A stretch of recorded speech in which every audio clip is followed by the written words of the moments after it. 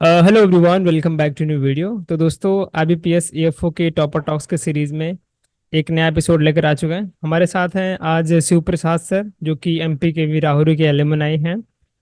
Sir ने Aditya agriculture college से अपना UG किया, जो कि परभनी यूनिवर्सिटी के अंडर में आती है। उसके बाद सर ने जो हमारी यूनिवर्सिटी है, MP के वी राहुरी की मेन यूनिवर्सिटी, वहाँ से सर ने अपना M.Tech कंप्लीट किया। उसके बाद इन्होंने अपना अभी एडमिशन लिया है IRI न्यू दिल्ली में PhD के रूप में। ठीक है। तो सर से जानने वाले हैं क्या क्या इनके एक्सपीरियंस रहे हैं, कैसे सर ने तैयारी किया। ठीक है। सर का फर्स्ट अटेम्प्ट नहीं था, वो सब बताएंगे आपको कौन सा अटेम्प्ट था। कैसे इन्होंने अपना प्री के लिए, मेंस के लिए कैसे तैयारी किया, PhD करते हुए, M.Tech करते हुए कैसे तैयारी किया। ठीक है। तो वेलकम करेंगे शिव प्रसाद सर। आपने आपका समय दिया। कुछ अपने थैंक बारे यू। में बताइए। और मेंस का स्कोर कितना था, आपका फाइनल स्कोर कितना था, उसके बारे में थोड़ा सा बताइए। Hello everyone. मेरा नाम शिव प्रसाद गुंजकर है। अभी इसे जो एएफओ का अटेम्प्ट था, ये मेरा थर्ड अटेम्प्ट था। और इसमें अभी अच्छा। मेरा पंजाब नेशनल बैंक में सिलेक्शन हुआ है। तो अच्छा। मेरा जो स्कोर था, वो मेंस का जो स्कोर था, तो उसमें 41 मार्क्स थे मुझे। हम्म। और जो इंटरव्यू था, तो इंटरव्यू में 16 पॉइंट समथिंग ऐसे मार्क्स आए थे। और उसके बाद वो टोटल मिला के मेरा 70.63 हुआ था। अच्छा। जो टोटल फाइनल सिलेक्शन के लिए आता है उससे। तो हम्म। ये लीड ज्यादा होने के कारण वो पंजाब नेशनल बैंक मिला, अच्छा हुआ मिला हो तो। अच्छा। वही तो, वैसे तो मैंने हाँ। वो फिफ्थ प्रेफरेंस डाला हुआ था। अच्छा अच्छा। फिर तो बढ़िया मैं है। अकेला ये बंदा ऐसा ऐसा था ना, जब सबका प्रेफरेंस रहता है वो पंजाब नेशनल बैंक फर्स्ट हाँ। प्रेफरेंस रहता है। लेकिन मेरी हम्म। गलती से वो फिफ्थ प्रेफरेंस हो गया था। और हुआ ऐसा कि ऊपर वाले किसी बैंक की वैकेंसी नहीं आ गई और मेरा पंजाब नेशनल बैंक में हो गया है। नहीं नहीं, ये तो बहुत सही हुआ। क्योंकि अभी आप गर्मी में देखेंगे तो बहुत सारे बैंक AC नहीं दे रहे हैं, जबकि PNB में AC है। अरे, पीएनबी में मजे से ये जो एक दो ब्रांच देखा हमें सिलेक्शन होने के बाद, हाँ तो हाँ। बहुत सही बैंक लगे वो। हाँ, वो बहुत सही ब्रांच है, बहुत ही क्लीन है और बहुत ही वेल मैनेज्ड ब्रांच बनाए गए हैं PNB के। क्या अरे, बात है वही आप। वही। हम्म। तो जो हमारा एजुकेशन है, वो हाँ। यूजी मैंने एग्रीकल्चर इंजीनियरिंग से किया है। जो कि अच्छा। एएफओ का सिलेबस और वो एग्रीकल्चर इंजीनियरिंग पूरा अलाइड सेक्टर आता है। बिल। हाँ, उसके बाद मैंने वो एग्रीकल्चर इंजीनियरिंग से ही पीजी किया। जो अच्छा। एमसीआर का एग्जाम रहता है हमारे स्टेट का, वो भी दिया था। हम्म उसके बाद जो आईसीआर का एंट्रेंस रहता है, जो अभी हम्म। एनटीए कंडक्ट कर रहा है, वो मैंने उसी टाइम दे दिया था। और उस टाइम अच्छा। मेरा 7th रैंक था उसमें ओवरऑल। ओके। हाँ, आईसीआर में। तो यूजी का तो पढ़ाई अच्छा था, तो मैंने आईसीआर से मेरा एडमिशन नहीं हुआ क्योंकि वो अच्छा। एक्रीडिटेशन का इशू था उस टाइम। फिर हम्म। मैंने राहुरी में एडमिशन लिया, राहुरी से एमटेक कर लिया मैंने farm machinery and power engineering से। अच्छा। तो उधर एमटेक एमटेक के पहले मुझे ऐसा कुछ भी नहीं था कि बैंक में आना है, ऐसा करना है, ऐसा करना है। वही वो हम्म। स्टेट वाला जो राहुरी है हमारा, वो फेमस था स्टेट हाँ, सर्विस के लिए। स्टेट सर्विस के लिए। तो वहाँ, हाँ, वही वहां जाके वो स्टेट सर्विस का ही करता था, वो एग्रीकल्चर एमपीएससी बोलते थे, तो वही हाँ करता हाँ। था। उसके बाद वो लॉकडाउन लॉकडाउन का हम्म। बीच में कोविड का समय आया, तो उस टाइम कुछ घर पे काम नहीं था, तो ऐसे ही वो रीजनिंग क्वांट का वीडियो देख के बैंक की तरफ आ गया मैं। अच्छा। तो उस टाइम फिर। एक फर्स्ट अटेम्प्ट दिया था 2021 में मैं। हाँ। तो उस टाइम प्री तो निकल गया, लेकिन मेरा 27 स्कोर था और 27.50 ऐसा कुछ कट ऑफ था। तो उस टाइम अच्छा। थोड़े थोड़े मार्क्स से मैं इंटरव्यू के लिए क्वालिफाई नहीं हुआ। फिर हम्म। 2022 में सीरियस अटेम्प्ट दे दिया मैं। और उसके हाँ बीच में जो स्टेट सर्विस का एग्जाम था, वो एग्रीकल्चर स्टेट सर्विस का भी आया था कुछ। तो हाँ। एक ऐड आई थी 2021 की, हम्म 203 पोस्ट थी उसमें। और उसका सिलेबस, मेंस का सिलेबस और एएफओ का सिलेबस लगभग सेम ही था पूरा। और पहले जो था वो एग्रीकल्चर इंजीनियरिंग का ऑप्शनल था, वो तो पता ही है सब क्या क्या हुआ वो। फिर एग्रीकल्चर ला लिया। तो इसी वजह से ऐसा हुआ कि वो पूरा मुझे एग्रीकल्चर पढ़ना पड़ा। अच्छा। तो और वो मेंस के चक्कर में मैंने एग्रीकल्चर के पूरे बुक पढ़ लिए, जैसे कि इसेंशियल हम्म ऑफ एग्रीकल्चर बोल के था। वो नेमरा हम्म। सुंदा भी एक बार रेफर किया था। और हम्म। उसके साथ साथ में जो पैथोलॉजी हो गया, एंटोमोलॉजी हो गया, इसके ये तो सब्जेक्ट हमको तो एग्रीकल्चर में रहते ही नहीं है। कुछ कुछ नहीं। भी पता नहीं रहता वो। कुछ। वो इंसेक्ट पेस्ट क्या है, वो डिसीज क्या है, वो कुछ भी हम्म। पता नहीं रहता। फिर भी वो मेंस तो करना था, और दूसरा जॉब ही नहीं था, हम्म तो कुछ गवर्नमेंट के लिए ट्राई कर रहा था। तो वो पूरे बुक हम्म। पढ़ लिया मैं। जैसे कि पैथोलॉजी के लिए एच सी दुबे का हो गया, हम्म। एंटोमोलॉजी के वो डीएस रेड्डी का है। फिर हाँ। इकोनॉमिक्स का भी रेड्डी का ही है। ये सब हम्म। रेफरेंस बुक पढ़ते पढ़ते वो मेंस का कर लिया। उसके बाद एएफओ का 2022 में मैंने अटेम्प्ट दिया, सेकंड अटेम्प्ट। हम्म। तो उसमें प्री भी निकल गया, मेंस भी निकल गया। उस टाइम मेरे को 7 मार्क का लीड था। कट ऑफ अच्छा। से ज्यादा। हम्म। 27 पॉइंट ऐसा कुछ कट ऑफ था, मेरे को 34.25 मार्क थे। अच्छा। तो उस बार भी इंटरव्यू दे दिया, इंटरव्यू में 15.50 मार्क आ गए। फिर हम्म 0.8 से मेरा रह गया फाइनल सिलेक्शन उस टाइम, हम्म। 2022 में। फिर उसके बाद फिर एक वो एफसीआई का आ गया था बीच में। हाँ। वो एफसीआई का दे दिया मैं। वो एफसीआई में भी एग्रीकल्चर पढ़ा, तो एग्रीकल्चर से ऐसा कंटिन्यू कांटेक्ट हो गया। अभी एग्रीकल्चर हम्म। इंजीनियरिंग बाद में बाद साइड में ही रह गया, और मैं एग्रीकल्चर ही पढ़ता जा रहा था अभी। हाँ हाँ हाँ हाँ। जो कि जो इंसेक्ट पेस्ट हॉर्टिकल्चर के डिसीज वो सब हम्म साइंटिफिक नेम, वो तो हम्म। पहले हमको सिर्फ टोमेटो का ही साइंटिफिक नेम पता रहता था। बाकी बाकी हाँ। तो हम देखते ही नहीं थे कुछ। तो ये सही। एग्रीकल्चर की तरफ ही पूरा लग गया मैं। उसके बाद फिर एक वो स्टेट सर्विस का एडवर्टाइजमेंट आ गया, तो फिर से वो प्री क्लियर हो गया, फिर मेंस के लिए करने लगा। तो ऐसे करते करते उसका भी मेंस भी क्लियर हो गया, और इंटरव्यू दे दिया। तो लगभग मैंने इस दौरान वो पूरा एग्रीकल्चर के रेफरेंस बुक पूरे मेरे से 2-3 बार तो पढ़ के हो चुके थे। और बाद अच्छा। में रिवीजन के लिए मैं वो जो इसेंशियल ऑफ एग्रीकल्चर रहता था स्टेट का, तो वही यूज हम्म। करता था। अच्छा फिर अच्छा। उसके बाद तो स्टेट सर्विस का इंटरव्यू दिया, उसका तो स्टेट सर्विस का तो 1-2 साल लग जाता है रिजल्ट के हम्म चक्कर में। हम्म। रिजल्ट लग गया, वो उसमें इंटरव्यू दे दिया, उसमें फाइनल सिलेक्शन नहीं हुआ मेरा। तो फिर एक एएफओ का अटेम्प्ट आ गया ये फिर से। तो उसके ओके। बीच में एक नाबार्ड जो नवंबर में हुआ था, वो नाबार्ड भी हम्म। दे दिया था मैं। वो क्या बात। नाबार्ड का ऐसे ही जाके बैठ गया। ऐसे ही जाके बैठ गया, एग्रीकल्चर बैकग्राउंड था। एआरडी और वो ईएसआई की वजह से वो भी प्री क्लियर हो गया था। अच्छा। तो उसका मेंस दे दिया। और उसके बाद अभी ये एएफओ का आ गया था ना, तो हम्म। इस बार सोचा कि इस बार तो होना चाहिए एएफओ। हम्म। और हो ही नहीं रहा इसके चक्कर में वो पीएनबी फिफ्थ ऑप्शन में, ऐसे ऑप्शन क्लिक करके पीएनबी फिफ्थ में चला गया वो। और अच्छा अच्छा। प्री का कर लिया अच्छे से। और ये वैकेंसी कम होती थी, तो ऐसे ही लग रहा था पहले कि कट ऑफ तो अभी हाई जाएगा बहुत प्री का। लेकिन कुछ हम्म। कह नहीं सकते, ये है 17 मार्क भी कट ऑफ लग जाता है 125 मार्क से। हाँ हाँ हाँ। तो प्री दे दिया, तो प्री का पेपर देते समय ही लग गया कि प्री तो हम क्लियर हो जाएंगे, कोई इशू नहीं होगा प्री का। तो प्री क्लियर हो हम्म। गया, उसके दूसरे दिन से ही मेंस का स्टार्ट कर दिया था। ओके। और मेंस मेंस भी, और ये रेफरेंस बुक पढ़ने से ऐसा हुआ कि जो सब सब था वो कंटेंट तो दिमाग में आ चुका था कि क्या पढ़ना, पढ़ हम्म लिया, सब पढ़ लिया। तो जो और हम्म। पेपर भी था वो पूरा ट्रिकी क्वेश्चन था इस साल का। तो उससे सही। पेपर भी सॉल्व हो गया और अच्छे मार्क आ गए। और फिर सिलेक्शन हो गया। रिजल्ट तो, हाँ, ये क्या बात पूरी है। ऐसी थी। हाँ हाँ। नहीं, आपने मतलब कि सर, जो आपने जैसा शिफ्ट किया एग्रीकल्चर इंजीनियरिंग से पूरा एग्रीकल्चर की तरफ, टाइम लगा आपको, समझ सकते हैं। कोरोना के टाइम से ही आप बुक्स वगैरह रेफर करके पढ़ाई कर रहे हैं। अभी क्या है कि जो हम लोग एग्रो अकेडमी पे लेकर आ रहे हैं, तो आपको बता दें वही, कि सर का भी कंट्रीब्यूशन काफ़ी ज़्यादा है जो हमारे नोट्स बने हैं। तो शिव प्रसाद सर ने काफ़ी बिल्कुल। हेल्प किया है नोट्स बनाने में। और तो इसीलिए जो सर का एक्सपीरियंस रहा है वो भी आपको देखने को मिलेगा। और जो एक्सपर्ट हैं सर, अभी आईआरआई से अभी पीएचडी कर रहे हैं एग्रीकल्चर इंजीनियरिंग में। तो आपको एग्रीकल्चर इंजीनियरिंग का भी क्लासेस ये बना के देंगे, ठीक है। 1 से 2 क्वेश्चन आते हैं, लेकिन जैसा ये पढ़ाएंगे 1-2 लेक्चर में आपको ख़त्म भी कर देंगे। ठीक है, थोड़ा सा कुछ बताएंगे सर, आपने नोट्स वगैरह जो बनाने में मदद की है, कैसा लगा आपको नोट्स, कैसे हमने डिजाइन किया है। नहीं, नोट्स का तो जो कंटेंट था वो हम लोग जो पढ़ते हैं एएफओ के लिए, हम हाँ। ऐसा सोचते हैं कि एएफओ बहुत डीप जा रहा है, 5-6 लाइन का हम्म क्वेश्चन पूछ रहा है, ऐसा कर रहा है, वैसा कर रहा है। लेकिन हम्म। एक्चुअल में एग्जाम में ऐसा होता है कि वो 5-6 लाइन छोड़ के वो पेडोलॉजी का ही डेफिनेशन पूछ लेता है, और सीधा वो साइंटिफिक नेम ही पूछ लेता है, ऐसा हो जाता है। तो हाँ हाँ। ये जो कंटेंट आप जो लगते हैं कंटेंट, मतलब जो कंटेंट हम्म हम पढ़ते हैं वो पूरा ऐसा डीप में रहता है। डीप में तो पढ़ना चाहिए, लेकिन हम हम्म ऐसा करते हैं कि डीप में पढ़ते पढ़ते ये जो कंसेप्ट है उस पर ही ध्यान नहीं देते, बेसिक वाला। बिल्कुल। और उसी पे ये फोकस कर रहा है इस बार।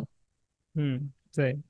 तो ये जो एग्रो एकेडमी का जो हम कंटेंट को मैंने हेल्प किया है, और इन्होंने हम्म। भी जो बनाया है, तो उसमें बेसिक टू एडवांस है सब कवर किए वाला है। तो कुछ हम्म। भी जो एग्जाम के हिसाब से जो बेस्ट नोट्स रहेंगे ना, तो वैसे हम्म। नोट्स बनाए हुए हैं।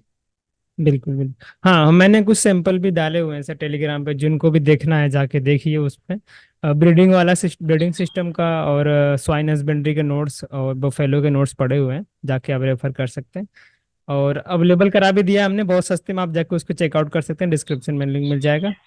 तो बढ़ते हैं सर आगे, थोड़ा सा बताइए कि ई प्री के लिए तो दिक्कत आई नहीं, आपने बताया कि आपने सारे प्री क्लियर कर दिए फर्स्ट अटेम्प्ट में ही। जो भी आपने दिए थे। हाँ, और वो प्री का ऐसे था, हाँ। इंजीनियरिंग बैकग्राउंड होने की वजह से मैथ तो पढ़ लिया था पहले ही। हाँ। और प्री के लिए मैं तो मेरा ऐसा था कि मैं क्या करता था, इंग्लिश का तो कुछ द हिंदू डेली पढ़ता था, उसके बीच में इंग्लिश के लिए तो कोई दिक्कत नहीं आता था। हम्म। तो लास्ट टाइम में टेस्ट सीरीज से भी इंग्लिश अच्छा हो जाता था अच्छे से। सिर्फ मैं ये हम्म। रखता था कि इंग्लिश के अटेम्प्ट जो है मैं ज्यादा रखता था थोड़े, अच्छा। जिससे कि कट ऑफ तो क्लियर हो जाता था। और उसके बाद क्वांट का रहा, तो क्वांट के लिए मैं ऐसे स्पेसिफाइड टॉपिक ही करता था, स्पेसिफिक टॉपिक ही, दूसरे कुछ ज्यादा वर्ड प्रॉब्लम है वो देखता ही नहीं था मैं कुछ भी। हम्म। तीनों अटेम्प्ट दिए, एक में भी वर्ड प्रॉब्लम सॉल्व नहीं किया मैं। अच्छा। सिर्फ वो जो नंबर सीरीज है, जैसे कि हम्म। कंपैरिजन ऑफ वेरिएबल है, और हम्म। डीआई का है, और जो दूसरा आता है वो सिंप्लीफिकेशन अप्रोक्सीमेशन का। तो इतने हम्म। टॉपिक पे ही मैं डिपेंड रहता था, इसमें ही पूरा अच्छे से करता था, और यही जाके सॉल्व करके पूरा एक्यूरेसी बना के सॉल्व करके हम्म। आता था क्वांट के लिए। और अच्छा। जो रीजनिंग का रहता था, रीजनिंग के लिए तो वो मिससेलेनियस से भी हो जाता था। लेकिन हम्म। पिछली बार मैं पूरा मिससेलेनियस करके जाता था, और पिछली बार हुआ ऐसा, मिससेलेनियस कुछ भी नहीं आया।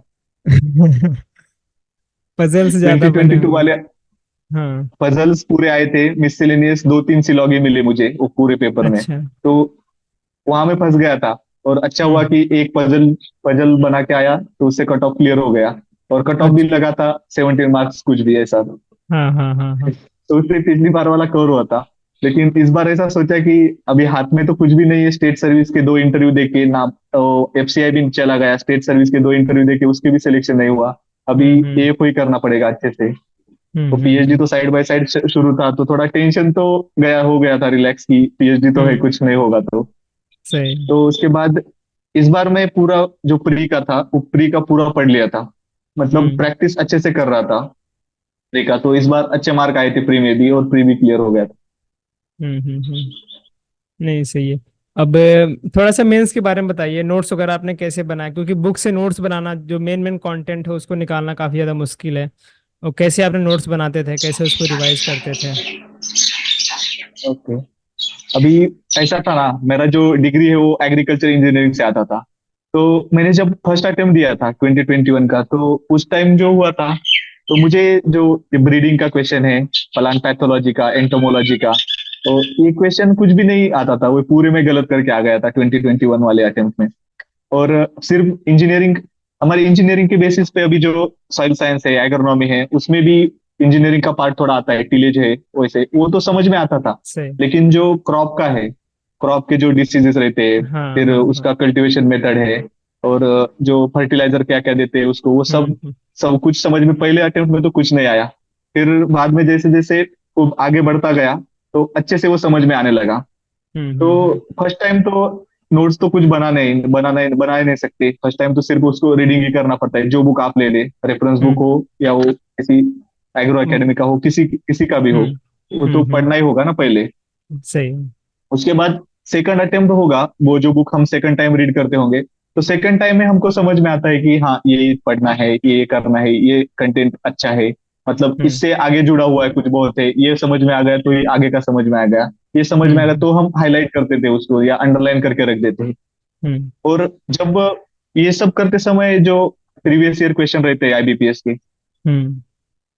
वो भी देखना चाहिए थोड़े, क्योंकि उससे एक आइडिया मिल जाता है कि हाँ इस बिल्कुल। ऐसे आईबीपीएस जो क्वेश्चन पूछता है ना, इसी टाइप से पूछता है।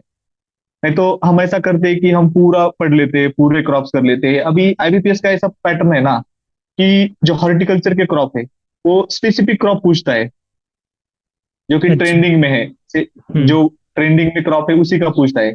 अभी अभी इससे पहले तो सपोटा पे कंटिन्यू रहता था, सपोटा ऐसा हम्म। जो जो मेजर मेजर क्रॉप है उसी से करना चाहिए ऐसा। मैं करता था कि मेजर क्रॉप है वो परफेक्ट करके जाने का, उसकी वेराइटी सब सब हम्म। ये हमको क्वेश्चन पेपर अगर एनालिसिस कर लिए पूरे अच्छे से, तो वो पूरा हम्म। समझ में आ जाता है।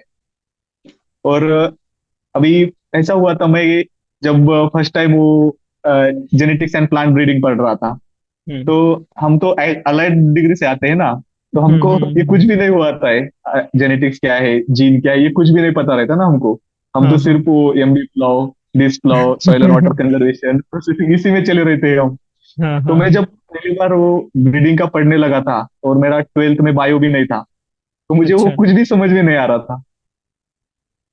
फिर कैसे कैसे किया तो उसको सर स्ट्रांग? तो मैं एक बार एक लेक्चर किया था, और राहुरी में हमारे वो लेक्चर होते हैं। तो अच्छा, एक बार लेक्चर किया, तो वो लेक्चर, वो सर भी क्या बता रहे थे, वो पूरे मेरे दिमाग के ऊपर से जा रहा था।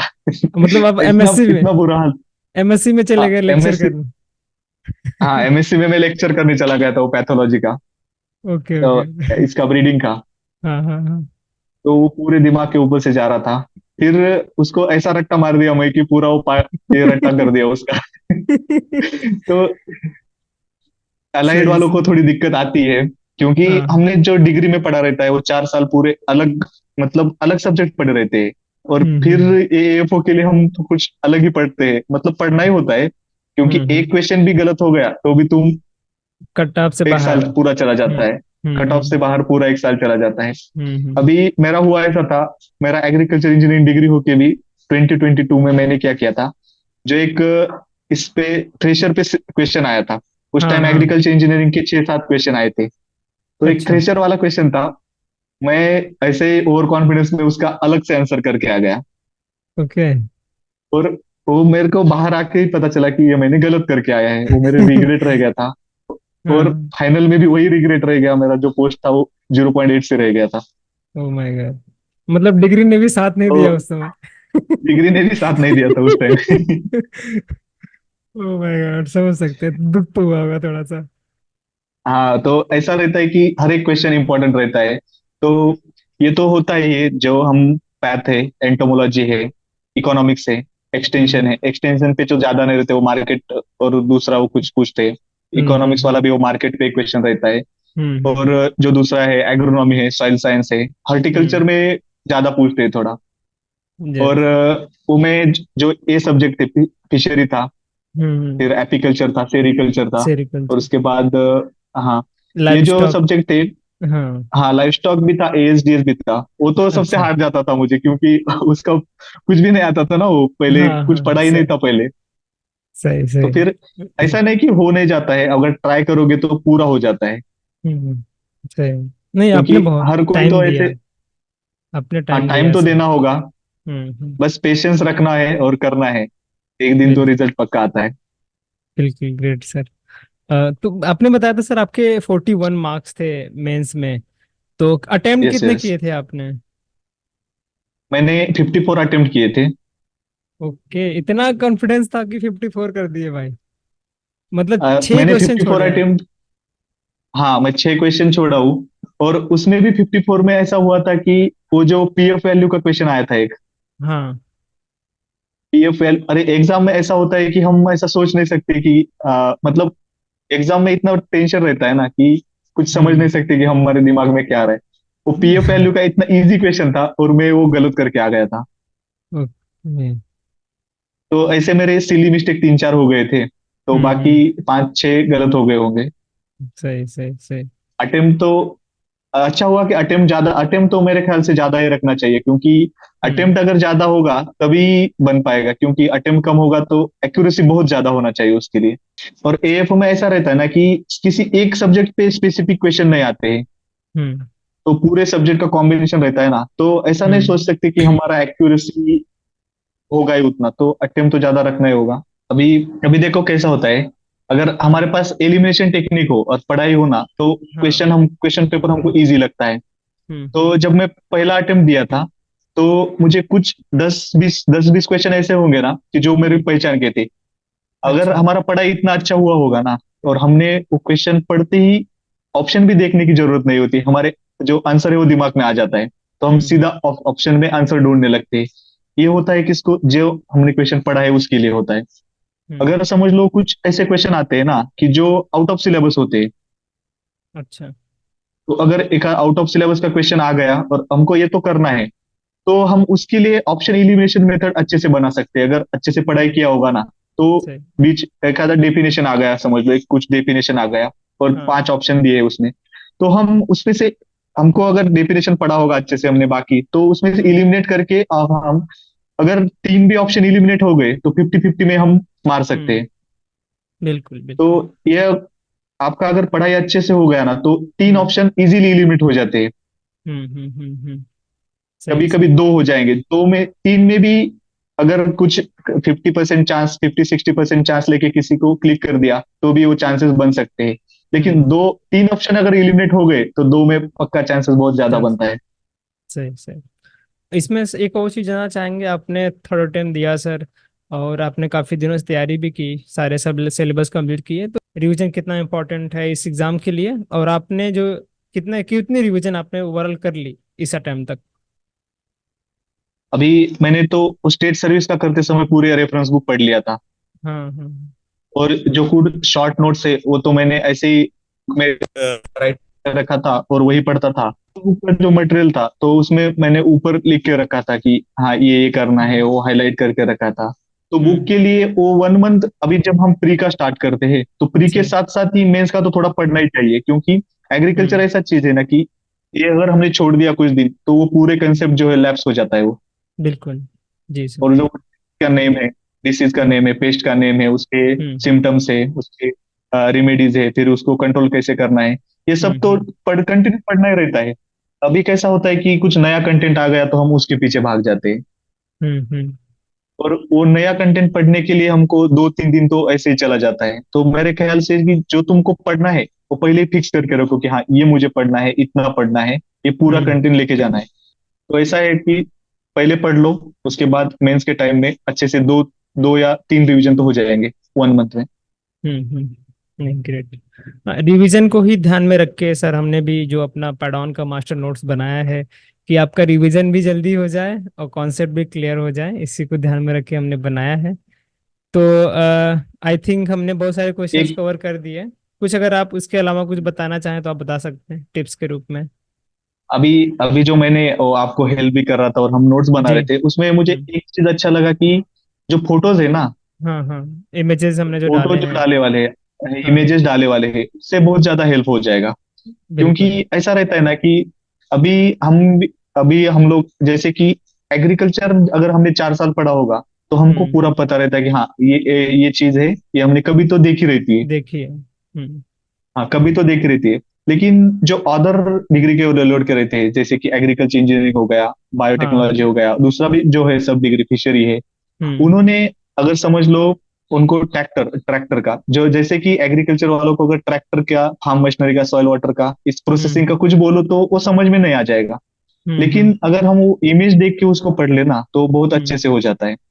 बिल्कुल सर। बिल्कुल तो बिल्कुल। वो जो कैप्चर हो जाता है और जो कंसेप्ट ऐसे माइंड में हम्म ऐसा हो जाता है कि वो कभी भूल नहीं सकते हम, और इजी हम्म जाता है थोड़ा पढ़ने में। हम्म।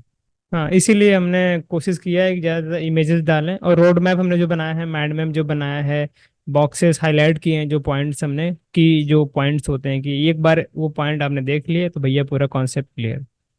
तो वही। आप उसको विजिट कर सकते हैं दोस्तों, अगर आपको लगा। कुछ ट्रायल भी हमने दे दिया है पोर्टल पे, ठीक है, तो आप उसको भी ट्रायल के रूप में भी देख सकते हैं, अगर आपको अच्छा लगता है तो आप ज्वाइन भी कर सकते हैं। दिल्ली कैसा लग रहा है अभी आईआरआई में आके, उसका थोड़ा एक्सपीरियंस थोड़ा बताइए।